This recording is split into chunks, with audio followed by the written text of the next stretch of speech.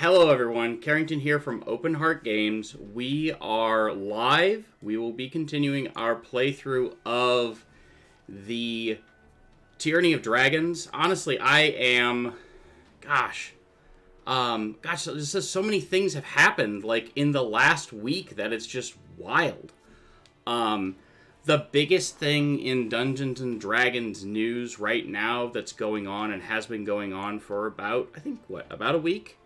Is the ongoing situation surrounding the open game license. And what I wanted to do is spend a little bit of time here, discussing, kind of breaking down what happened, what's going on, and what it means, or may mean for the hobby. And before I go any deeper, this is against my better judgment.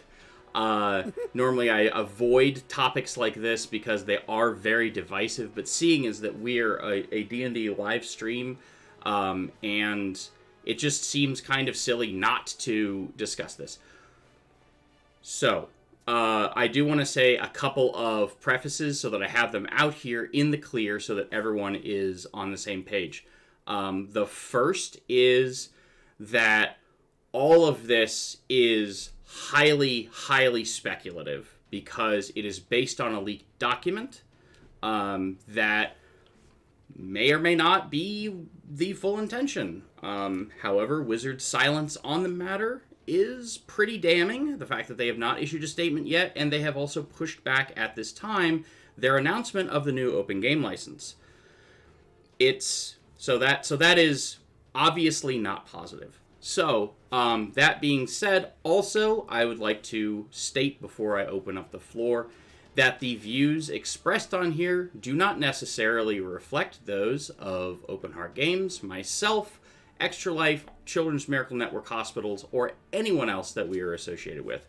Those views are those individuals alone, so please be mindful of that. In this discussion, please be polite to each other. And be respectful of others' opinions. So, with that, would anyone like to start by saying anything about it? Yes, I have nothing to contribute to this. I'm relatively new to the roleplay world and the roleplay community. So I messaged Carrington earlier. I have no idea what this means, but I'm interested to listen. Sure, absolutely. Go ahead. Go ahead. I was going to say, I think probably we should just start by just kind of explaining what happened. Sure. So, I guess... There was a leak. Yeah. Right. Well, even before then, there was, in 3.5, and in 3rd edition and 3.5, and also in 5th edition, there was a document that was given to...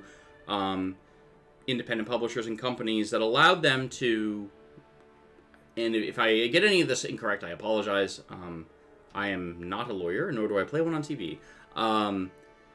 It basically allowed them to publish their own material so long as they included this open game license document in here, and allowed them to essentially use it as fair use without having to pay royalties and so on and so forth.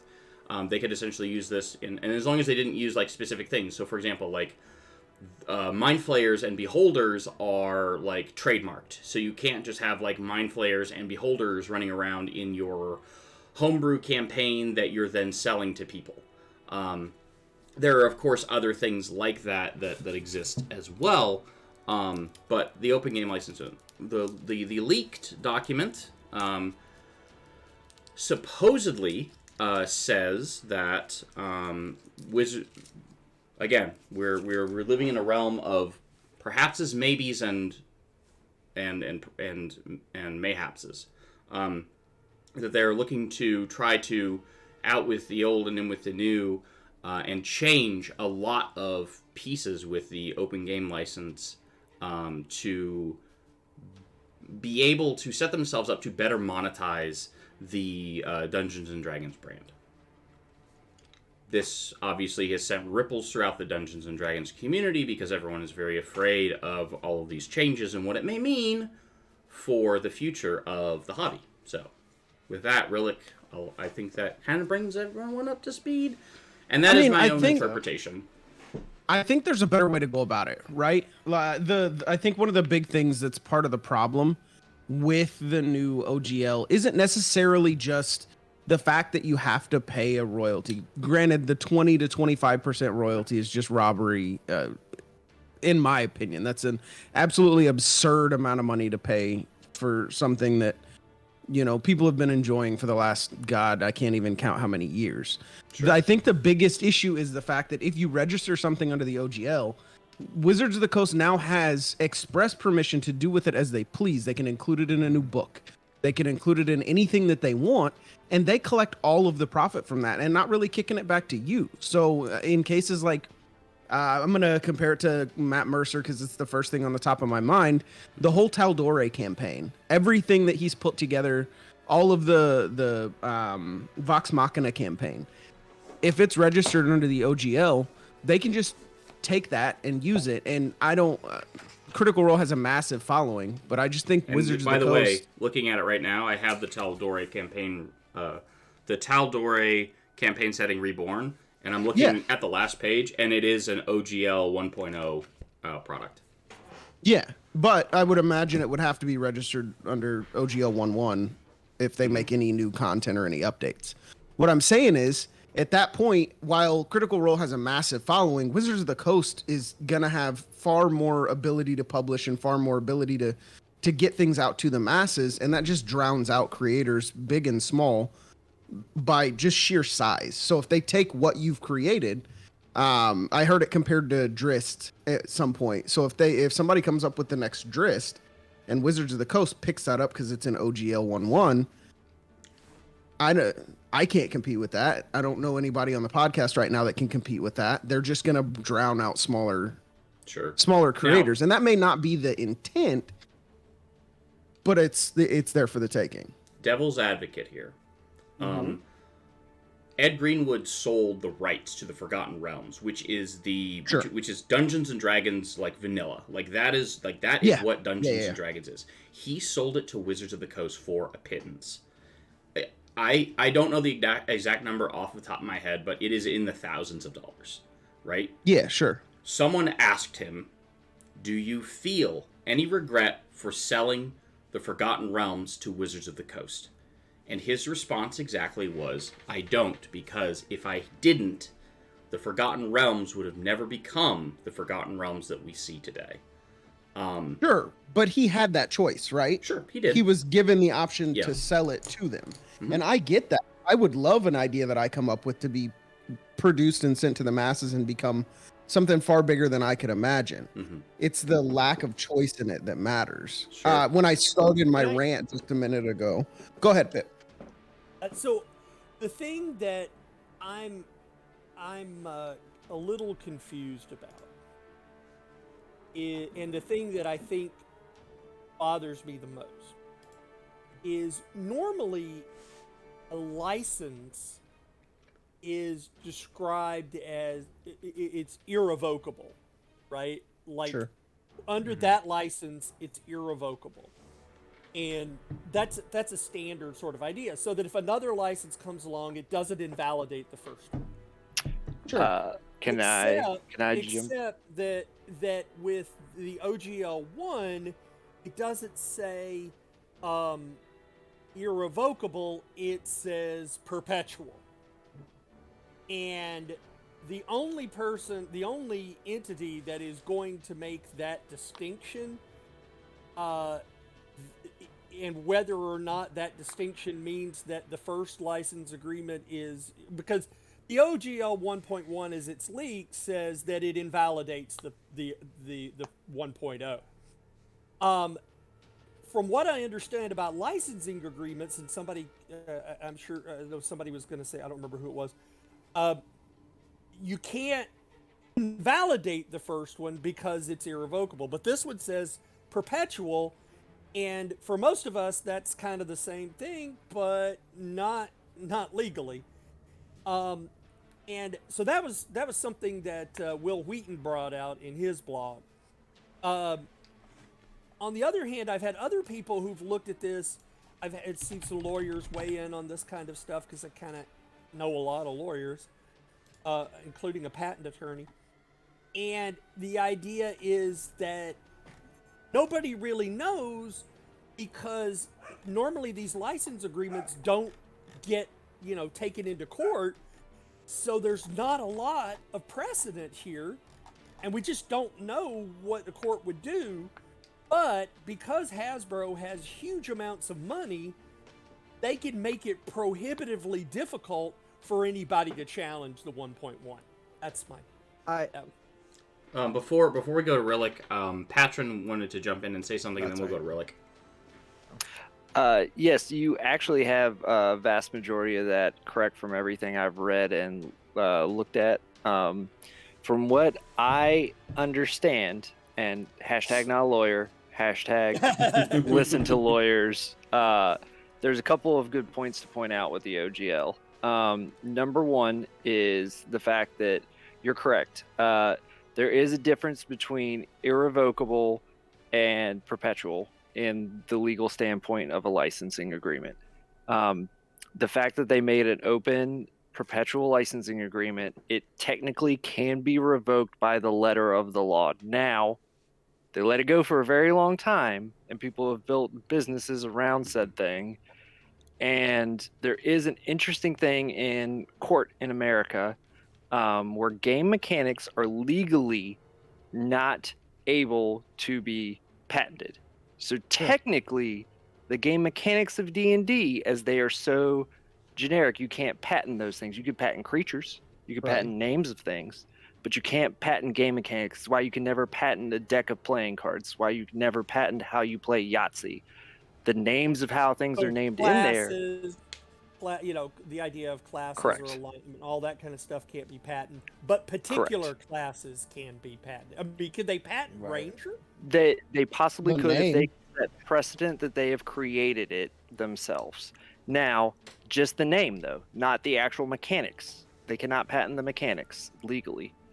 But there raises a lot of problems with that. One of which is what was mentioned, where Wizards has a lot of money and they could bury you under legal fees for eternity if they really and truly wanted to.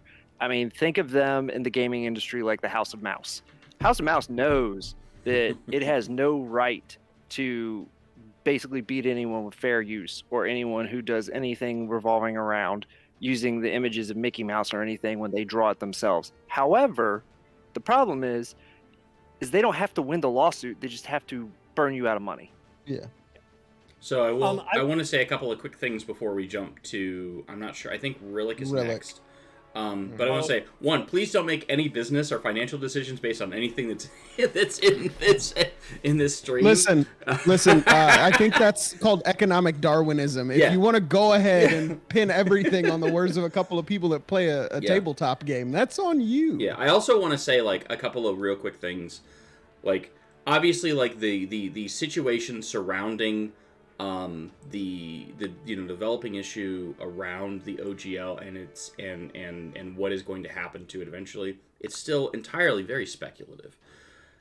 However, but I also want to say this as well, like I am very thankful for all the things that Wizards has given to us over the past many years. Like I mean, Open Heart Games exists in part due to Dungeons and Dragons being the #1 role-playing game on the planet of all time. It's the best-selling product that is ever role-playing product that has ever existed. Like the game is more popular than it has ever been in the history of our species. Like that's crazy. Can I just one little thing, because it piggybacks off of exactly what you just said. Sure. But the reason that it has become that way, and the reason that it has risen in the last 10 years or so, is because of all of the innovation that has occurred through the OGL. And I'll take 1 minute and I'll say what ticks me off about the whole thing. I 100% agree. The innovation has definitely I myself have looked into the possibility of creating modules and creating content. But anyways, I digress. I feel like what Wizards did is they created this this open game licensing agreement, and then everybody signed on to it, not knowing the distinction between irrevocable and perpetual. And then they pinky swore that they weren't going to change it. And then they did change it. Or at least as it's leaked, it changed. And while I think that they may have a right to do it, it is a pretty crappy thing to do. And if somebody does actually have the money to go up against them, they may find that the courts are not as favorable to the fact that people signed on to an agreement, and built a business around it, and then now they want to come back and invalidate that agreement because they said perpetual instead of irrevocable. The court may not, lawyers. Yeah, lawyers will tell you. Here's what lawyers that I know will tell you is, when you ask them, can we do this? Their response is, well, I'm going to tell you what I can defend in court, and then I'm going to tell you I don't want to go to court. Sure. I don't want to go to court at all, because I'm now at the mercy of some judge's digestion, Sure. So, it may, I think it's going to blow up in their face. Yeah. I really do. I think that whatever vice president of marketing that said this was a good idea, is going to regret it. And that's my final word on that. So Rillick has been an absolute paragon of patience right now. We're gonna go to Rillick, who we've interrupted 3 times, and then we're not gonna interrupt him. Rillick, the floor is yours, bar none. It's all good. So actually, I had something I'd like. Get out! Just kidding. Insta ban. The ban hammer is high, and I will swing it down. The only thing I was gonna add to it is that, like, the idea of the OGL coming out and everyone being like surprised and feeling like their market is like being infringed on and that kind of stuff kind of seems like that's a short-sighted business decision. Because they're basing their business on someone else's property. The game mechanics aside and that kind of thing. One of the things to the lawyer that I spoke with, he works for one of the Fortune 500 banks as a contract manager, and he works a lot with licensing deals and stuff. And one of the things he mentioned was, he was like, if you're making over $750,000, let's just say you've got $1 million in revenue and the D&D brand is just breaking 100 million, like, you're becoming a competitor at that point. Like, it's not just, and so like them using an open gaming license to just kind of give you permission to just print whatever using their stuff, really is just kind of a bad business decision for Wizards to be making. So, go ahead. Sorry. Go ahead. So with with what you had said, I want to piggyback off that just a little bit. Yeah. Because one of the things that Wizards did, that they are, I think that they're still smarting from it, is during 3.5, at the end of 3.5, when they were like in the midst of 3.5, when they released the open gaming license, and then they moved to 4.0, they in that moment created for themselves a competitor in Paizo. And Paizo created Pathfinder, which was a 3.5 revisited, revised, and the marketing for it was 3.5 survives or 3.5 thrives. And Pathfinder was king. It usurped Dungeons and Dragons for a few years as the top-selling role-playing game for a while, until 5th edition came out and usurped back the title of top-selling role-playing game of all time. But there was probably, I'm going to say, a 5 to 7 year stint where it was neck and neck. It was 4th edition here, and then Pathfinder here, and then eventually, it went like this. So I think Wizards is mindful of creating, fertile ground that they can, grow their brand in, but also that they are cognizant of the fact that in that fertile ground, using the open game license, that they leave open room for competitors to spring up. And as a business, because Wizards is a business trying to make profit for their shareholders, that is something that they have to be very cognizant of when they assess the risk of having the open game license. I think that that's something that hasn't been said in a lot of these conversations. Sure. Yeah, and the I'm gonna defer to Relic, and then I'm gonna go back. Yeah, to no, Baylor. go ahead. I was gonna say, just to kind of follow on that, like MCDM is the example that I kind of, because at first I was ticked and I was like, oh my gosh, they're earning everything. One, Matt, I think that they're gonna have a hard time with MCDM. It's Matt Sorry, Colville. Matt Colville is fantastic, and I'll give him a shout out. He's awesome. He's much bigger than I am. He is. He taught me everything I know as when I game master. I've watched all of his videos, and that's really what kind of got me into it. But when they launched a Kickstarter, and for his Strongholds and Followers book, and they raised what was it, like $1.5 million on it. So like, and they're a perfect example of like they're creating systems for D&D. They're making D&D better, but it's very obvious they've got a team of video game developers behind them. They've already said with this new OGL, they're like, it's fine, we'll just make our own system. So I think that just kind of from the OGL side of things, like, I think the open gaming license is great, but you can't tell me that Critical Role doesn't have a different licensing agreement with Wizards. Yeah, 100%. Like, because they're big enough that like they don't have to pay 20%. They can just be like, tell you what, we'll keep playing Dungeons and Dragons and let millions of people watch us do it, and we'll give you 4%. And Wizards is happy to do it. Yeah. So I think a lot of the people that I've seen that have been making the biggest stink about it, and like I think it's just kind of like let me think. I think it was DM Dave that I watched one of his videos about it, and he was talking about how he's got like 5 people that he hires to help him print his content. And it's like, at that point, like, if you have 5 employees, like you really are a business. Like, you're not like profiting off of Dungeons and Dragons. So anyway, I don't think that they're going to be able to take ownership of everything that's already come before it. I feel like what we'll actually see is D&D stuff becoming less backwards compatible because of it, because they're going to want to differentiate what the new system is from the older one.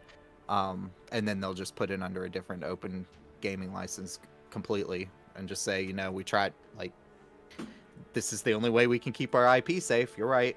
And we want to be fair to you all. And then it'll be just up to players and DMs of whether we keep playing 5e or 6e switch. or whatever ends up being. Well, and whatever they force us in, are trying to force us into with the 1D&D, because they really want to. The OGL stuff, I think, hits the tabletop RPGs like Roll20 and the others. I think it hits those a lot harder because like now you don't have free access to character sheets or those kinds of things, and then it just hurts that business model. And they're going to intentionally do that because they want people to use their new tabletop. So we have two. Those are my thoughts. We have 2 comments in chat, both from Trevlix. Hello, Trevlix. Thank you for stopping by in the chat. Trevlix says, I think you also need to remember Critical Role probably has contracts in place for them to run D&D for a specific time period too. I think that's they have to have some kind of agreement. They are too big not to have had some kind of formality in there. The only thing that I will say to that is, and this is from something that I picked up online earlier today in my research, when they released their animated series on Amazon, they had to change big sections of it because them and Wizards didn't come to a licensing agreement on Beholders or Displacer Beasts or some of the class features or whatever that they used in the original RP sessions.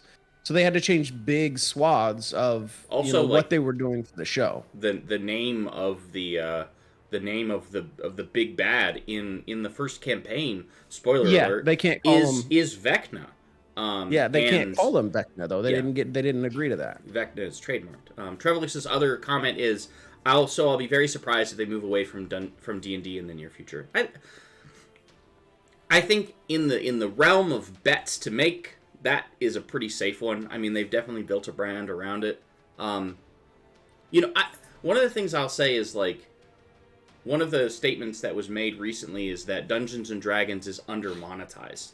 And I think that is partially true, and I think that it's partially not true. And what I mean is this. So they've been putting out a lot of products at a much faster clip than they have. In the first, like, Player's Handbook came out, and then months later, and this is when 5th edition first came out. And this is my recollection, my truth of it. I don't remember the exact timeline, but it was Player's Handbook. Months went by, and then Monster Manual came out, and then months went by, and then the Dungeon Master's Guide came out, and then there was very little to play, and then a while passed, and then the first campaign came out, which was Hoard of the Dragon Queen. There was some other stuff that I think they had online. And then I think the second campaign that came out was Princes of the Apocalypse. And before, I don't remember. The timeline for that is irrelevant. But it was months between, maybe quarterly. But now, like, it's every month we have a new Dungeons and Dragons book. And, like, this is one of the quotes from The Holiday that I love, and this is supposed to be conducive to good creative work.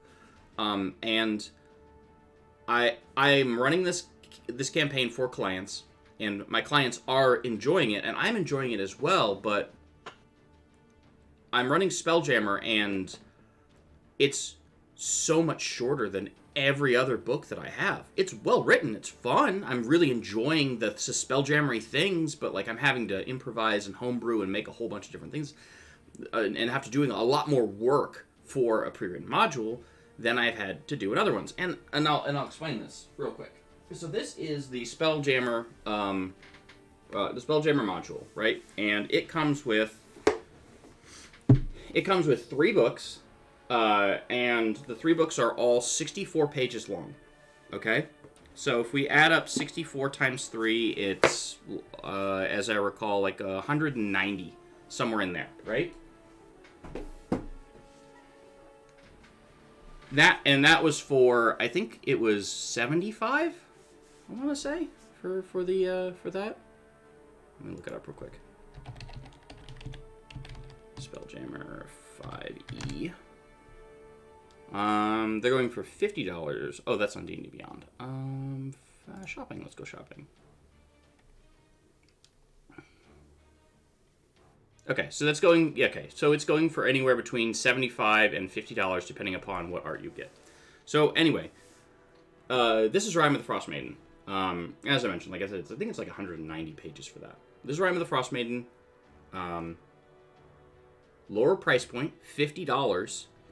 And it has, as far as pages, it has over 320 pages. So it's an extra 100 pages worth of, like, stuff. And I'm not knocking Wizards. I get it. Like, as someone who, creates content, it's hard. The creative process is very taxing. But if you're constantly churning out product to meet the demand, sometimes it comes out and it's not 100%. And like I said, I love Spelljammer. It's great, but there's some parts of that, like, it feels like they got halfway through and they're like, all right, ship it, And I just don't want that to be the future of Dungeons and Dragons, where it's half-baked stuff. I want, that was supposed to be, Spelljammer was supposed to be the capstone, product for 2022, and it wasn't as popular. People didn't receive it as well because it feels like it's half done. It feels like it should have been 3 books, 3 full books. I would have paid $150 for 3 full Spelljammer books, like a full module, a full like bestiary, and like a full like adventurer's guide with new spells and new class features, new classes, and all of that stuff. So,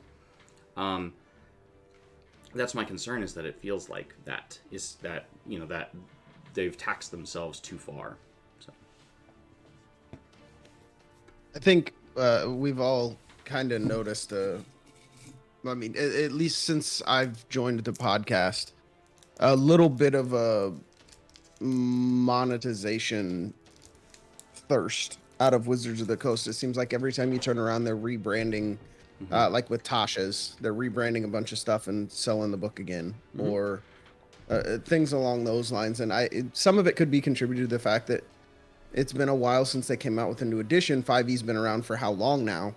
And they haven't dumped a new edition on us to refresh all of the stuff that they currently have. And one way to do so, like you mentioned, is shorten the books up and, give you a round 2 or something like that a few months down the road with content that we would have in the past gotten all in one book. And that would have been fine if they would have been, even if they would have done something weird like a hybrid model. And they kind of did this a little bit in reverse, where you can get the Spelljammer Academy, which is fun, it's well written. Light of Xerxes is fun, it's well written. And like all of the content that's there is good, but like it feels like it's half the book. You know what I mean? Like it feels like Light of Xerxes should be longer because it's only 4 levels, right? It's only a couple of things. So, Right. But yeah. Well, let me chime in for a little bit. Sure.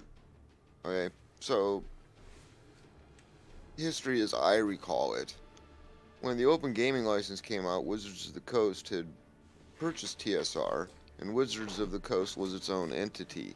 It's now owned by Hasbro, right? Wizards of the Coast has no money back then. They were tiny. The Open Gaming License saved D&D. That there's no doubt. They were never going to be able to grow the brand. And Carrington said something earlier. It made Paizo what it was. It made Cobalt Press what it is today. Why in the world would Hasbro want to continue to let Paizo, Cobalt Press, Matt Colville, all these other guys that are making big bucks do it for and not get a piece of their pie? It's their intellectual property, right? Okay, so I don't know what the giant fuss is. Okay, they own it. They've let us use it. Not me. I mean, I just play. Okay, I don't write modules for money. Okay, I don't know anyone that does. Okay, and they're not going to come after Carrington for writing a 30-page module that he makes $400 on. Okay, they're just not. Okay, so I'm here to play games, not worry about an OGL. So if we're going to play a game tonight, let's play. If we're not going to play a game tonight, then I'll go do something else. Because it's 8:30 and all we've done is complain. Well, what I will say is this. This is my concern for the hobby is this. The game is as popular as it has ever been in the history of ever. It's not about the hobby. I know. For them, Hasbro is a corporation. They're not a charity group. I know. They're here to make money, and their Open Gaming License is taking away money from their product. They're letting Matt Colville and Matt Mercer and Cobalt Press and Paizo make money off of their stuff. If I wrote a story based in Robert Jordan's Wheel of Time series, I'd get my ass sued off. Language, but yeah. Okay? Language. If we're worried about language, then okay, the world's upside down. Okay, that's not gonna. Everybody here's an adult.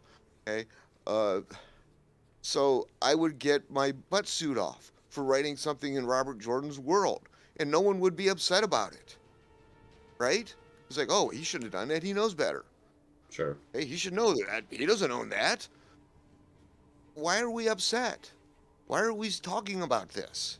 I think like I said, the concern is, at least for me, is we've already seen a little bit of this like Paizo just announced that they're going to do their own thing. They're going to create their own open game license. Cobalt, So did sure. Cobalt Press. Yep. Well, let me finish.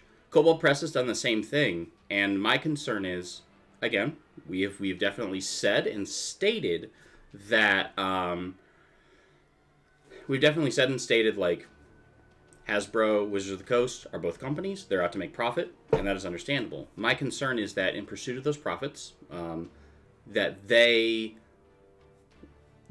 hobby, this incredibly vast community that we have made, both with Wizards of the Coast and also with content creators and module creators and dungeon masters and storytellers and everything, is going to become splintered, and it will never be as big as it was, because this is so, like, it's so big right now, and it's so, like, it's a common language that everyone is, not everyone, but many storytellers and many dungeon masters are all sharing together, and I'm concerned that it's going to fragment and fracture that, and we're just going to see a decline in as people go to other role-playing systems. Is my sad, like, that's my concern. And I realize you are correct. There is not much I can do about it, but I think that we are a D&D. We're a D&D live stream, and this is like a huge topic, and I think that it's worthwhile to have a good discussion that's healthy and respectful about it. So.